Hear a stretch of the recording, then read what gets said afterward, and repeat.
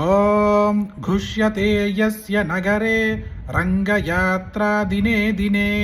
तमहं शिरसा वन्दे राजानं कुलशेखरं श्रीवल्लभेति वरदेति दयापरेति भक्तप्रियेति भवलुण्डनको विदेति नादेति नागशयनेति जगन्निवासे ध्यालापनं प्रतिपदं कुरु मे मुकुन्द जयतु जयतु देवो देवकी नन्दनोऽयं जयतु जयतु कृष्णो वृष्णिवंशप्रदीपः जयतु जयतु मेघश्यामलः कोमलाङ्गो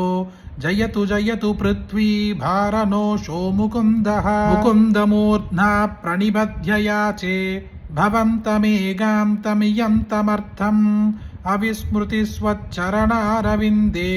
भवे भवे मेस्तु भवत्प्रसादात् नाहं वन्दे तव चरणयोर्द्वन्द्वमद्वन्द्वहेतोः कुम्भीपाकं कुरु महीहरे नारकं नाभनेतुं रम्या रामां मृदुदनलता नन्दनेनाभिरन्दुं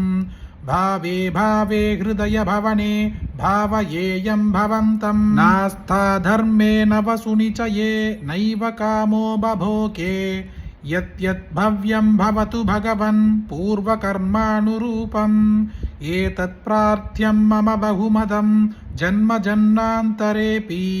त्वत्पादाम्भोरुहयुगगता निश्चला भक्तिरस्तु दिवि वा भुवि वा ममास्तु वासो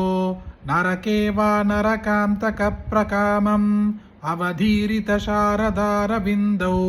शरणौ ते मरणेऽपि चिन्तयामि कृष्णद्वतीयपदपङ्कजपञ्चरान्त मध्यैव मे विशतु मानसराजहंसः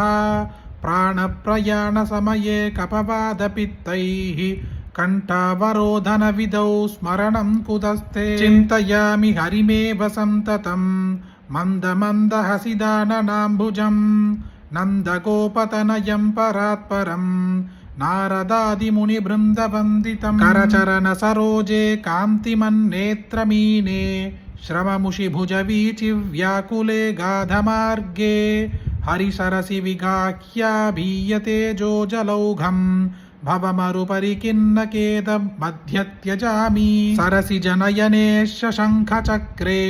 मुरभिदिमा विरमस्वचित्तरन्तुं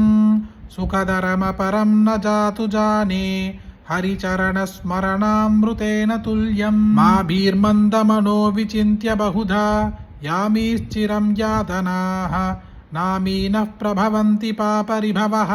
स्वामीननुश्रीधरः आलस्यं व्यपनीय भक्तिसुलभं